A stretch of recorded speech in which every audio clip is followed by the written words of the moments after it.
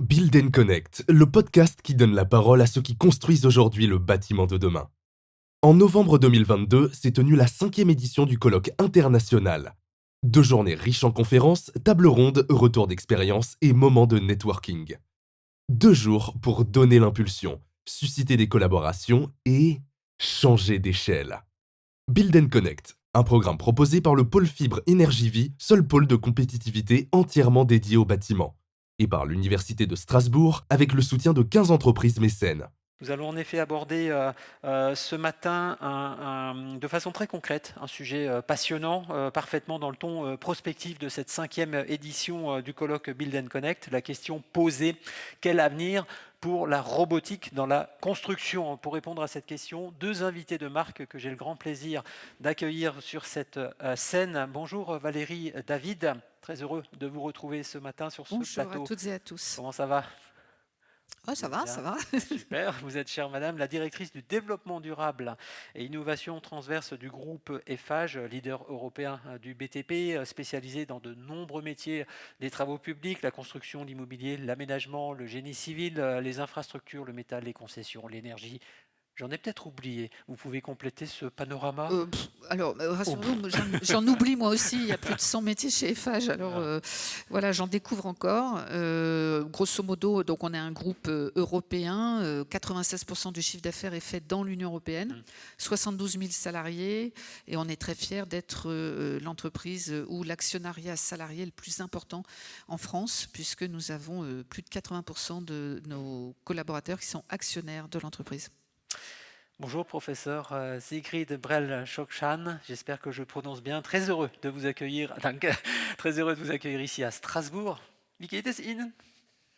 Merci beaucoup. Ah, magnifique. Mon français, c'est très mal. Mais ça commence très bien quand même. Euh, Vous êtes la co-directrice du Center Construction Robotics en bon allemand au sein de la Rheinische Westfälische Technische Hochschule d'Aix-la-Chapelle, fondatrice et directrice de la chaîne de production individualisée au sein même de cette université. Alors à votre actif également la cofondation, il y a une dizaine d'années je crois, de l'association pour les robots en architecture. Alors on parlera plus spécifiquement du centre que vous dirigez dans quelques instants. Quelques mots peut-être quand même pour que nous puissions mieux cerner les contours de ce que représente cette Technische Hochschule d'Aix-la-Chapelle. C'est un format qu'on ne connaît pas forcément en France. C'est pas une école d'ingénieurs, quoique. Okay, jetzt wechsle ich ins Ja. Deutsche. Also das Center Construction Robotics ist eigentlich eine... Je parlais de la Technische Hochschule, du concept de Technische Hochschule, qui est très différent de ce qui existe en France, puisque nous avons ou les universités et les écoles. Das ist Et c'est typisch vrai que deutsch. vous êtes typiquement sur un modèle un petit peu particulier. Je trouvais Ja. que c'était intéressant que vous faisiez cette présentation à notre public.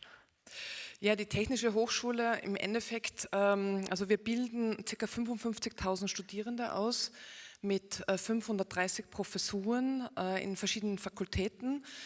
Ich selbst bin Architektin, komme aus der Architekturfakultät und wir haben dann ein Projekt, das nennt sich Campus Center Construction Robotics, wo eben Professuren von unterschiedlichen Fakultäten zusammenarbeiten zu bestimmten Themen und gerade im Bauwesen, auch die Digitalisierung oder Robotisierung des Bauwesens wird nicht von einer Fakultät alleine betrieben, sondern natürlich im Verbund. Das heißt, Architekten alleine werden hier die Lösung nicht finden, Maschinenbauer alleine werden hier die Lösungen nicht finden, Bauingenieure genauso wenig alleine. Deswegen ist die Idee der Zusammenarbeit, der Kollaboration eben auf universitärer Ebene, aber eben auch mit der Industrie gemeinsam. On va en parler bien sûr, mais c'était important de souligner cette multidisciplinarité que vous développez dans une école de ce type-là. Mesdames, entrons tout de suite dans le vif du sujet. Vous avez choisi de lancer cette conversation par quelques images que l'on va découvrir dans quelques secondes. Il s'agit du projet de recherche Robeton qui travaille sur le démantèlement robotisé de murs en béton pour permettre leur réutilisation dans une économie circulaire de la construction. Un projet de recherche financé par l'Institut fédéral allemand de recherche sur la construction, l'urbanisme et l'aménagement du territoire au nom du ministère fédéral allemand du logement, de l'urbanisme et de la construction, et ce avec des fonds provenant du Zukunftsbauforschungsfonds Förderung. Ce projet a été récompensé par le deuxième prix du Bauma Innovation Award 2022. Je rappelle que le Bauma est le salon leader mondial des machines de construction, des machines pour les matériaux de construction, des machines minières, des véhicules de construction et des équipements de construction. Le projet Robeton en images et ensuite on bavarde. Merci.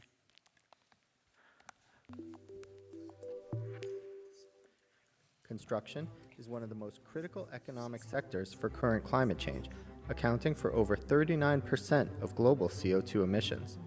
Current construction contains over 28 billion tons of concrete. This is 42% of the global building material supply. Cement, which is the basic material of concrete, makes up 8% of global CO2 emissions. 28 billion tons of concrete represents a significant source of secondary building parts for reuse. An interdisciplinary team at the Chair of Individualized Production at RWTH Aachen University is developing new methods for material harvesting by increasing the levels of automation in the deconstruction process. The Roboton research project bridges this technological gap by transforming an existing manual demolition machine into an automated deconstruction robot. The hardware of the existing Brock deconstruction machine is extended by attaching motion sensors for each axis. The deconstruction robot is supported by a second mobile robot for environment detection and component recognition. A digital twin is connected to the robot control through a newly developed user interface. The Roboton project researches into precise movements of the automated Brock joints in Hilti saw. The movements are virtually pre-planned, then adapted to construction site requirements. Concrete is a new source of secondary building material. The aim is to increase the lifetime of existing concrete construction.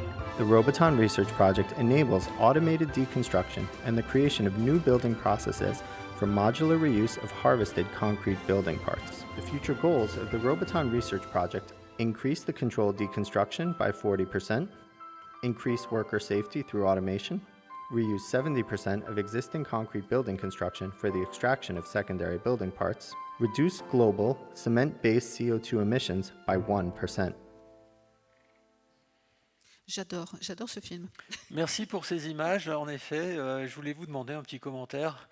Écoutez, moi je trouve que c'est un film très intéressant parce que tout à l'heure on discutait de la taxonomie européenne. Vous allez me dire rapport, robot, taxo, il n'y en a pas. Si, parce que dans la taxonomie européenne, l'économie circulaire est un critère obligatoire. Il est central. Et avec 70% minimum de recyclage des bâtiments à déconstruire. D'ailleurs, vous aurez noté qu'on ne parle plus de démolition, on parle de déconstruction, on ne parle plus de déchets, on parle de matières secondaires. Vous avez noté vraiment que quand on voit ce film, on a l'impression que c'est un chirurgien en fait qui opère le bâtiment. C'est-à-dire qu'on passe d'un broyage, la machine qui venait casser le bâtiment, à un diagnostic préalable suivi par ces robots qui sont pilotés à distance par ordinateur, à un découpage depuis le début jusqu'à la fin, avec un robot qui descend tout seul des escaliers d'ailleurs, et qui les déconstruit au fur et à mesure, c'est juste impressionnant, et zéro accident. Et tout est tracé. Et tout est tracé. Donc le lien en termes de bas carbone, il est là. Il est dans la possibilité d'avoir une déconstruction organisée et sélective, sans accident du travail, avec la possibilité d'organiser le stockage, puis le recyclage, le réemploi, alors ça dépend des matériaux, voire la transformation sur site, la recarbonatation des bétons, j'en parlais tout à l'heure avec le directeur général de Wienerberger. Donc des tas de choses qu'on sait faire aujourd'hui pour augmenter l'économie circulaire. Donc excusez-moi, j'ai pris un peu de temps, mais derrière, on va dire, le caractère un peu magique du robot, il y a une vraie économie de la construction bas carbone. On a le droit d'être passionné sur ce plateau, ça fait toujours plaisir. Sigrid Brell-Schockchan, une Reaktion sur ce Film que vous connaissez forcément très bien. Ja, also die Idee hier ist, dass wir wirklich neue Dekonstruktionsprozesse, eben kontrollierte Dekonstruktionsprozesse entwickeln, eben gemeinsam auch mit der Bauindustrie. Und unsere Strategie ist nicht, neue Roboter im Labor zu entwickeln, die dann nicht funktionieren in der Baustelle oder auf der Baustelle, sondern eigentlich Baumaschine zu adaptieren. Und man kann relativ viel mit der Digitalisierung machen. ohne jetzt komplett neue Maschinen bauen zu müssen. Das heißt, unser Spezialgebiet ist es jetzt wirklich, wie kann man mit Digitalisierung und mit neuen Algorithmen Maschinen intelligenter machen, eben auch robotisieren und natürlich auch als Assistenzsystem für die Bauarbeiter der Zukunft zur Verfügung stellen. C'est bien sûr ce qui se cache derrière ces images. Valérie, David, pourquoi Eiffage, une entreprise certes européenne, mais tout de même assez française quand même, est-ce qu'elle a noué ce partenariat avec le Center Construction Robotics de l'Université d'Aix-la-Chapelle? Pourquoi et comment allez-vous chercher ce partenaire? Qu'est-ce que ça vous apporte? Alors, Guy, tout à l'heure, on a parlé des partenariats avec toute la chaîne de valeur pour aller plus vite dans la décarbonation de nos business models. Ben ça, c'est un exemple concret. Tout à l'heure, on parlait d'empowerment et de innovation. Et ben là, on est vraiment allé travailler avec le centre de robotique dans la construction parce que le niveau de connaissance pluridisciplinaire était unique. On a été introduit, si je puis dire, par un partenaire historique qui est le grutier allemand Liebherr. Enfin, ils ne font pas que des grues, mais en l'occurrence, c'est surtout le département des grues qui nous intéressait, parce que depuis longtemps, Liebherr travaille à ce que la grue soit la vigie du chantier. Alors, moi, ce que je peux vous dire de l'expérience modeste que j'ai, c'est qu'aujourd'hui, il y a de la digitalisation partout. Il y en a tellement qu'on se retrouve avec une masse de données qui ne sont pas toujours bien utilisées parce qu'elles ne sont pas finalement collectées par des gens qui sont capables de décloisonner l'information pour en tirer vraiment une plus-value.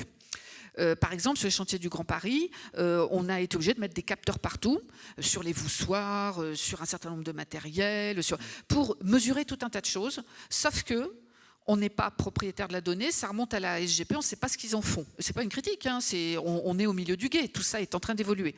Ce que je veux vous dire aussi, deuxième point à mettre dans un coin de votre tête, c'est des grands vendeurs de logiciels. Je suis actuellement poursuivi avec mon équipe par un grand vendeur de logiciels dont le nom commence par un M, cherchez bien, vous allez trouver, qui veut absolument qu'on leur dise quels sont vos besoins pour un chantier bas carbone? Dites-le nous, on vous fait les logiciels qui vont bien. Ce qui pose le gros problème de la propriété de la data, ce qu'ils vont en faire, est-ce que nous, on ne va pas devenir sous-traitants de ces gens-là dans 20 ans? Enfin, ce n'est pas du tout ce qu'on veut. Donc, assez vite, on a noué avec le CCR un partenariat visant à mettre sur la table les problématiques, sans aucun parti pris. Le CCR ne vend rien, ils ne sont pas, incentivés, comme on dit, ils n'ont pas d'incitation financière à vendre telle ou telle solution. Donc, on a voulu mettre de l'objectivité et de la science avec des chercheurs de haut niveau, des étudiants de haut niveau, dans ce qui était aujourd'hui un petit peu tout et n'importe quoi. On avait le pire comme le meilleur en matière de digitalisation.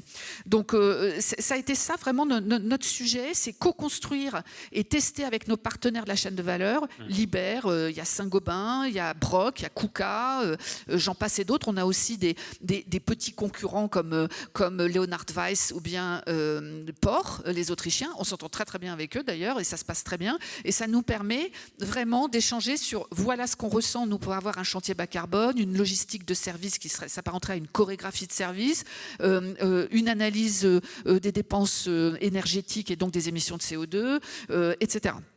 Voilà, donc sans compter qu'avec le CCR, on peut faire part de nos besoins et il les transforme en livrables. C'est assez extraordinaire. Vous dites j'ai besoin de ça, un an plus tard, vous revenez, ils ont une solution. C'est magique. Sigrid Brel-Schockchan, c'est donc vous en tant qu'architecte, ingénieur et professeur qui êtes à la tête de ce CCR. Alors parlez-nous un peu de cette aventure qu'on peut qualifier de passionnante.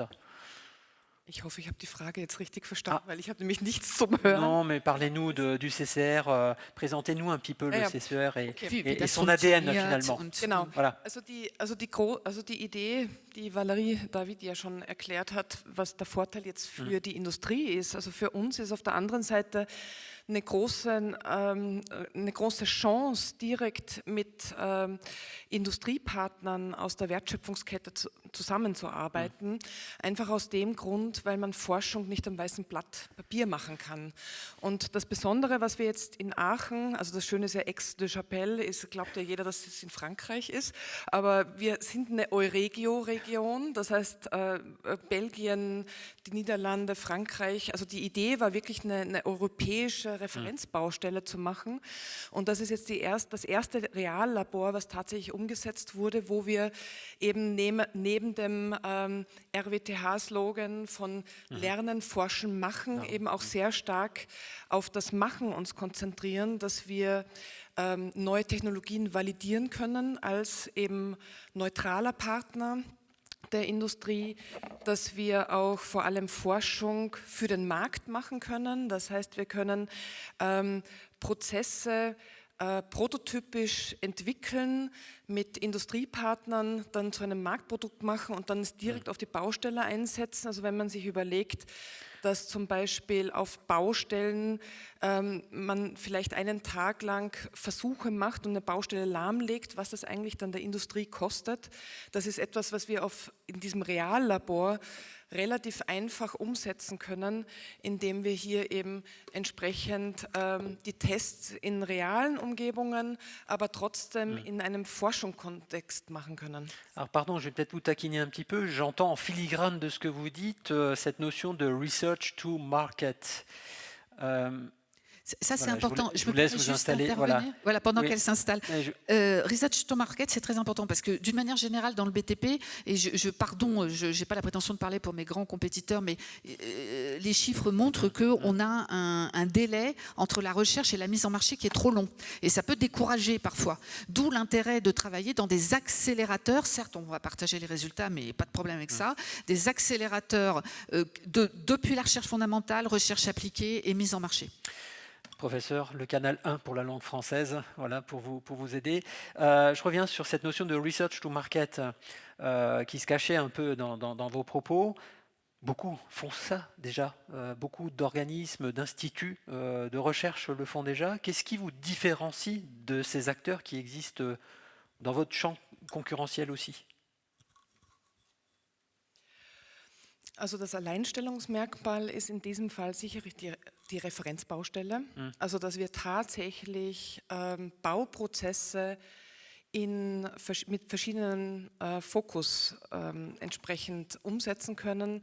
Also ein großer Teil, das hat man in dem Video vorher gesehen, ist der Umgang mit dem Bestand. Das heißt, Rückbauen von Materialien, um die als sekundäre Baustoffe wieder weiter zu verwenden, um hier eben diese Kreislaufwirtschaft entsprechend dann auch zu untersuchen. Dann ein anderes Thema ist natürlich die ganze Frage mit den Informationen und mit den digitalen, also wie kommen überhaupt Informationen auf die Baustelle, wie wir sie jetzt kennen. Also ungefähr als Architekt kommt 1% von unseren Informationen auf die Baustelle, bei Baufirmen vielleicht 10% kommen auf die Baustelle und wir müssen im Endeffekt diesen Transparenz der Daten und der Informationen stark erhöhen. Und da ist natürlich die Frage, wir haben eine tolle digitalisierte Planung und auf der Baustelle kommt nichts an. Das ist genau die Schnittstelle, an der wir uns jetzt befinden und an der wir arbeiten. C'est bien l'enjeu. Alors, professeur, vous parlez des entreprises aussi qui vous soutiennent. Vous l'avez évoqué tout à l'heure. On y trouve des acteurs de la construction allemands, autrichiens, français, des acteurs de la robotique. Ils viennent d'être cités aussi par Madame David, Brock, KUKA ou d'autres, des fabricants de matériaux comme Saint-Gobain. Comment est-ce qu'on fait pour organiser, on va dire, un langage commun entre ces différents acteurs qui sont par définition positionnés à différents endroits de la chaîne de valeur que vous avez évoquée tout à l'heure? Also das ist auf alle Fälle auch ein soziales Experiment, muss man sagen. Also in dieser Art und Weise gibt es die Zusammenarbeit nicht. Üblicherweise sind Verbände organisiert zu verschiedenen Themen. Wir haben extra gesagt, wir wollen eigentlich kein Verband sein, sondern wir wollen die europäischen Player mehr oder weniger, die auch in der Lage sind, entsprechend dann politisch etwas zu bewegen, natürlich entlang dieser Wertschöpfungskette zusammenfassen und dann uns auf verschiedenen Projekten treffen, wo man sozusagen konsortial an diesen Projekten dann einfach auch arbeitet, wo eben dann eine Baufirma auch mit einem Roboterhersteller oder eben auch mit einem Materialhersteller zusammenarbeiten kann. Und das Interessante, was wir jetzt bei den ersten Projekten gesehen haben, also das Center gibt es seit 2018, ist, dass viele Informationen, zum Beispiel in der Vorproduktion bei Materialherstellern schon vorhanden sind. Also Fenster haben schon Chips, wo Produktionsdaten gespeichert sind, aber diese Produktionsdaten kommen eigentlich nie auf der Baustelle an. Und deswegen besprechen wir dann entlang dieser Wertschöpfungskette, was wäre es denn, wenn diese Produktionsdaten, wo man dann genau weiß, wann wurde ein Fenster produziert, wann müsste es wieder gewartet werden. Das sind ja alles wichtige Informationen, die vielleicht für den Betrieb des Gebäudes wichtig sind. Und auf dieser Plattform des Center Construction Robotics kann man eben auch diese Themen besprechen, wo Player am Tisch sitzen, die üblicherweise nicht genau zu so einem Thema sich austauschen können.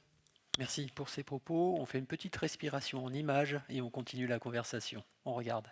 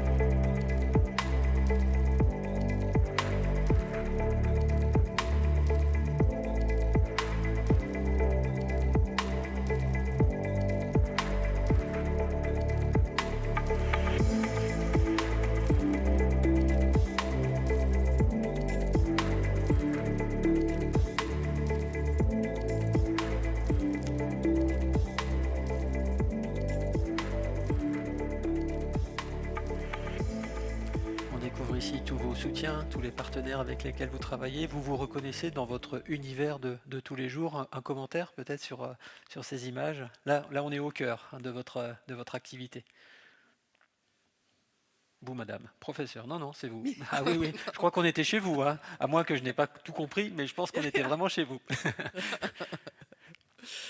Genau, also was man hier jetzt auch gesehen hat in dem Film, ist, das Ganze ist ein Crowdsourcing-Projekt.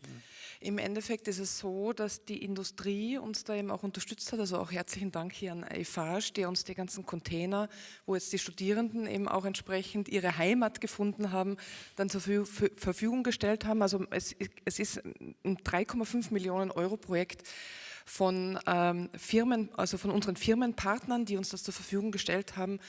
um eben auch diese Forschung zu ermöglichen und auch um Ausbildung zu ermöglichen. Das heißt, wir haben hier auch einen komplett neuen Master für Construction Robotics, der eben Bachelor aus der Informatik, aus dem Maschinenbau, aus dem Bauingenieurwesen und aus der Architektur zusammenbringt. Das heißt, auch hier ist die Idee, einen komplett neuen Master zu kreieren aus allen diesen unterschiedlichen Domänen, um eben dann auch mit der Informatik dann die neuen Digitalisierungsprozesse, KI, also künstliche Intelligenz und so weiter und so fort in die Bauprozesse einzubringen.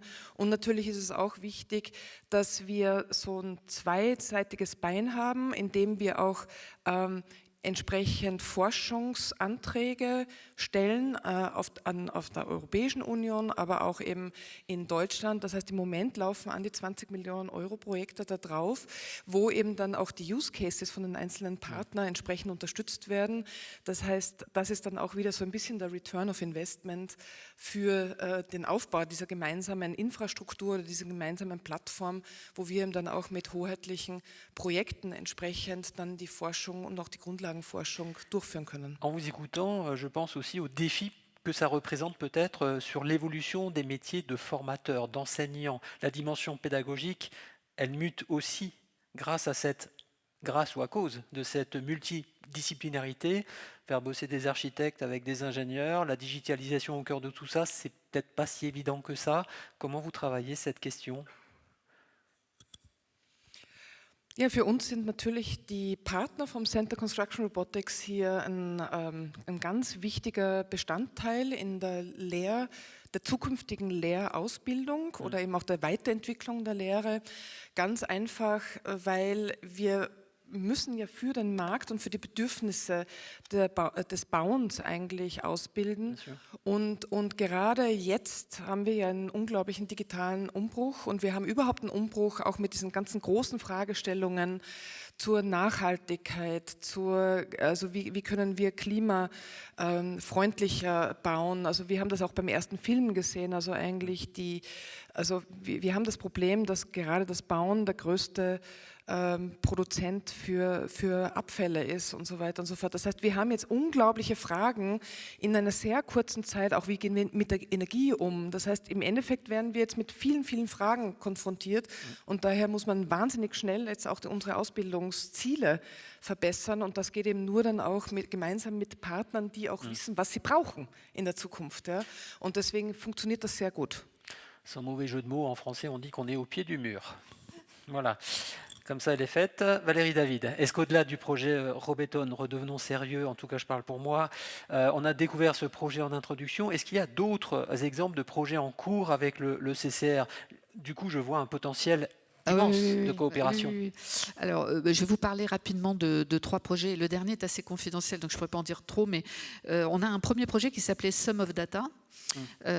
Pardon pour l'accent, et justement c'est ce que vient de dire Sigrid, c'est-à-dire à travers la multitude de données qu'on peut remonter d'un chantier, on voulait être dans un environnement 5G, avoir d'ores et déjà la liste de ce qui était aujourd'hui disponible et de ce qui serait disponible à court et moyen terme. Ça peut vous paraître banal, mais ça permet aussi, c'est un éclairage pour la décision de nos patrons en termes d'investissement. Ça leur donne vraiment une boussole, si je puis dire, pour savoir dans quelle mesure ils peuvent s'appuyer sur la digitalisation et puis quel type de digitalisation. Je ne reviens pas sur ce que j'ai dit en propos liminaire, sur le mirage digital dans lequel on veut mettre un peu d'objectivité et de science. Ça, c'est la première chose. Donc, Sum of Data. C'était la commande au départ, on a mis ça sur la table et Sigrid est revenue quelques mois plus tard avec un livrable. Et ensuite, on a un autre projet que vous avez vu rapidement d'ailleurs sur le site, donc le chantier à taille réelle d'études et de tests et d'entraînement pour les étudiants. C'est le projet Rebar Twin. Donc ça, c'est un projet de jumeaux numériques pour un grand projet de ferraillage dans le nucléaire qu'on avait et pour lequel il faut créer un jumeau jumeaux numériques au millimètre près, fidèles, avec, alors vraiment là, c'est le nerf de la guerre, hein, c'est la reproduction virtuelle avec un très très haut niveau de précision.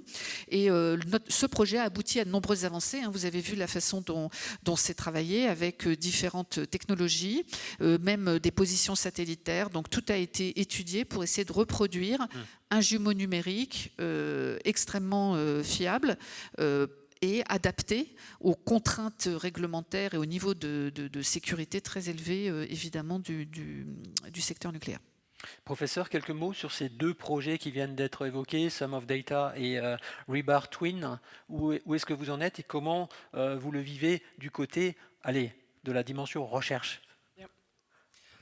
Genau, also die 2 Projekte, die haben wir tatsächlich abgeschlossen und man hat bei dem Film eben gesehen, also wir haben verschiedene Kommunikations- und Informationsinfrastrukturen aufgebaut, also einmal LoRaWAN, dann 5G ist jetzt ein Thema, dann auch Bluetooth und so weiter und so fort. Das heißt, wir haben im Endeffekt die Möglichkeit, zu verstehen, mit welchen Kommunikationsnetzwerken können welche Daten und welche Informationsdichte übertragen werden. Also bei LoRaWAN weiß man zum Beispiel, dass die Prozesse auf einen 8-Bit-Code reduziert werden müssen.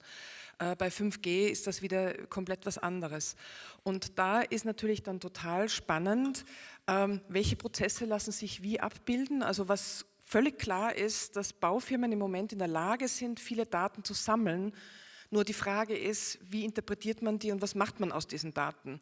Und das ist genau das, was wir ja jetzt eben auch in der gemeinsamen Forschung machen, weil die Idee ist ja nicht so ähnlich wie, das kennt jeder bei den Mobilfotos, dass man macht 50 Fotos und eigentlich braucht man nur 3. Das ist genau dieses Thema, was wir auch haben. Wir haben zum Beispiel einen Test gemacht, wo einer unserer Prototypen eben gekoppelt wurde mit Informationen von einem Baukran, wo dann der Baukran 44.000 Anfragen innerhalb von einem Tag an das BIM-Modell gestellt hat, was natürlich völlig unmöglich ist, dass das irgendwie ein Mensch irgendwie verarbeitet. Das heißt, hier hat man dann die Möglichkeit, mit künstlicher Intelligenz im Endeffekt dann wirklich dann auch die Semantik so zu beschreiben, dass man eben nur das an Informationen auch wirklich abspeichert, was man tatsächlich braucht, und die ganze andere Information, also quasi alle Fotos, die man nicht braucht, werden automatisch nach gewissen Regeln gelöscht. Und das sind so Fragestellungen, die wir eben bei dem Sum of Data bearbeiten. Bei dem Rebar Twin ist es auch ganz klar, da war eigentlich unsere Aufgabe, mehr oder weniger verschiedene Technologien, Scan-Technologien zu vergleichen und dann eben nach den gewissen Kriterien, die uns zur Verfügung gestellt wurden oder als Aufgabe gestellt wurden, dann auch eine validierte Aussage treffen zu können, welche Scan-Technologie kann im Moment diese Aufgabe erfüllen. Und das ist das, was wir dann als Universität eigentlich auch leisten können.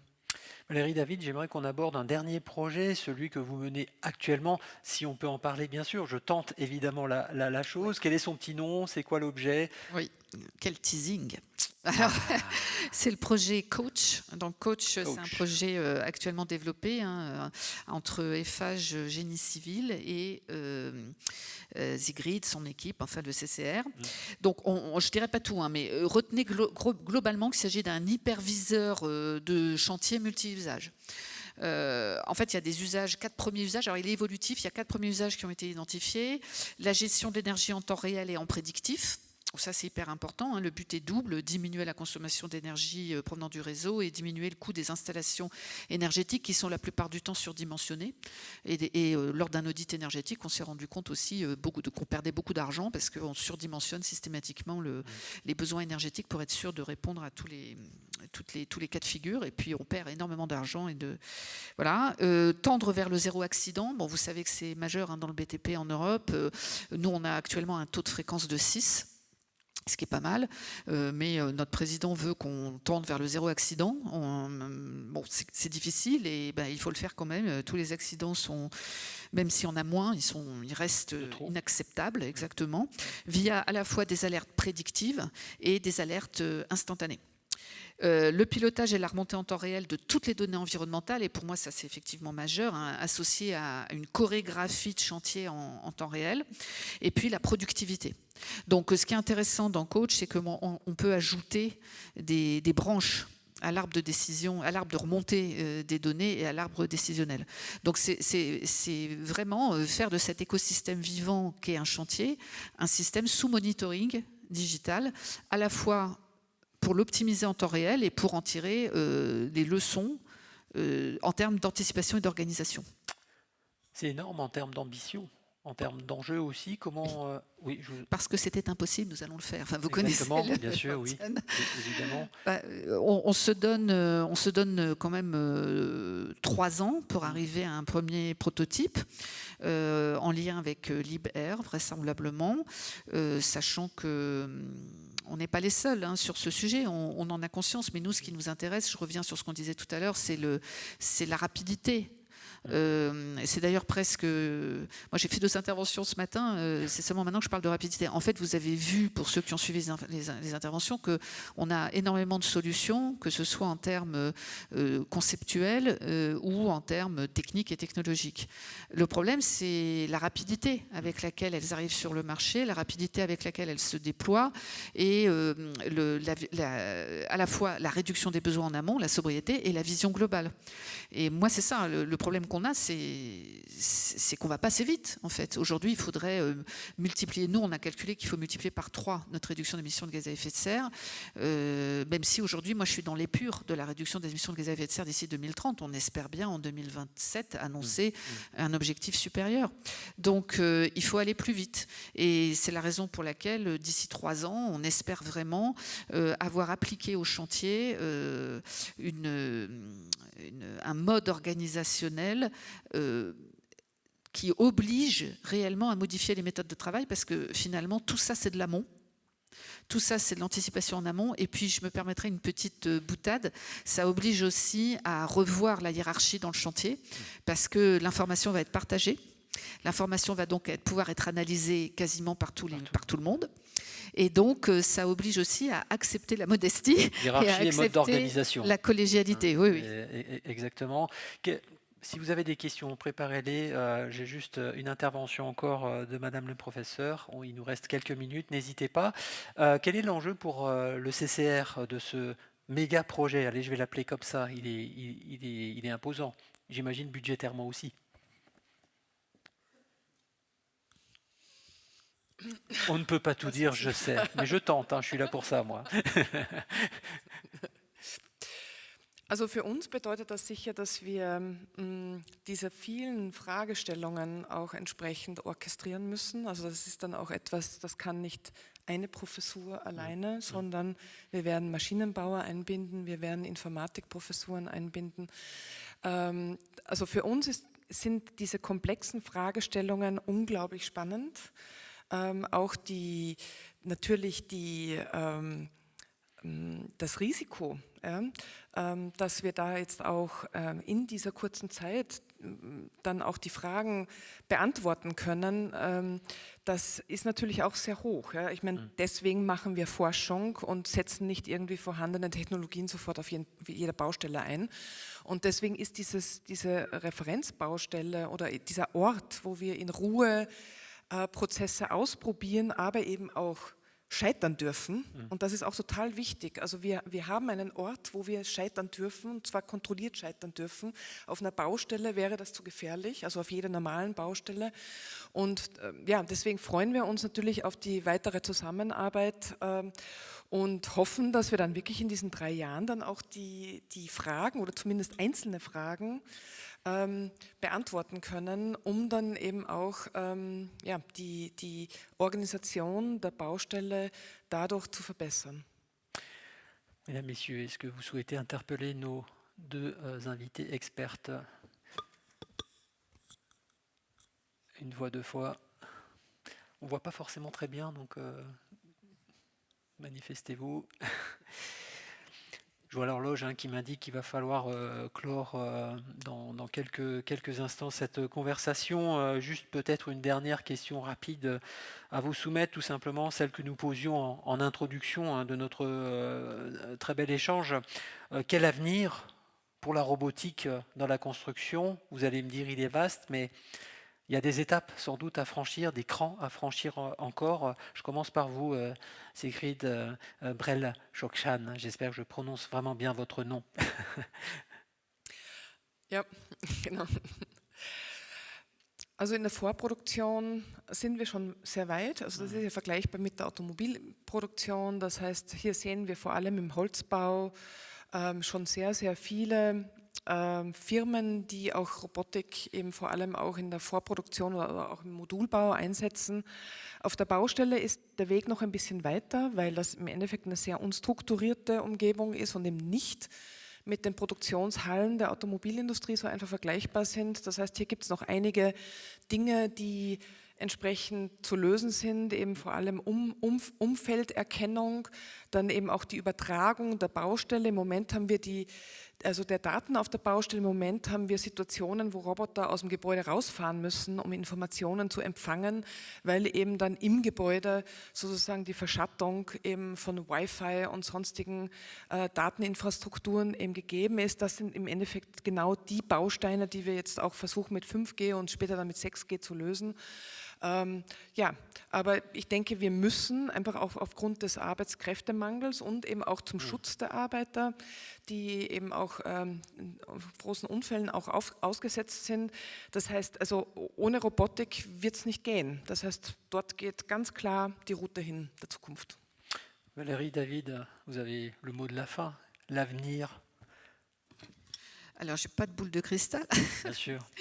mais comme je vous l'ai dit, moi j'espère qu'on pourra utiliser cet accélérateur scientifique qu'est la digitalisation à bon escient. Bon, il ne vous aura pas échappé que la digitalisation, c'est aussi des datas stockées dans des serveurs et des serveurs qui émettent des gaz à effet de serre. Donc l'idée, c'est la digitalisation pour une efficacité maximisée au profit du chantier bas carbone. Et c'est pour ça qu'on a besoin des lumières pluridisciplinaires de l'équipe de Sigrid pour choisir ce qu'il y a de mieux et réaliser un optimum de Pareto entre les émissions d'un côté et les bénéfices de l'autre. Voilà. Je voudrais qu'on applaudisse ces deux personnes. Vous avez largement fait le job, mesdames. Valérie David, professeur, Sigrid Brell-Schockchan. Je vous adresse au nom de notre public de chaleureux remerciements pour cette séquence que vous avez éclairée de vos témoignages passionnants. Rejoignez-nous dès maintenant pour faire partie de ceux qui agissent et retrouvez tous nos contenus sur notre plateforme communautaire www.buildandconnect.eu. Un programme proposé par le pôle Fibre Énergie Vie, le pôle qui accompagne l'innovation des industriels, des maîtres d'ouvrage et des entreprises de la filière du bâtiment pour passer d'un modèle carboné à un modèle décarboné, sain et respectueux de l'environnement, œuvrant pour l'adaptation au changement climatique.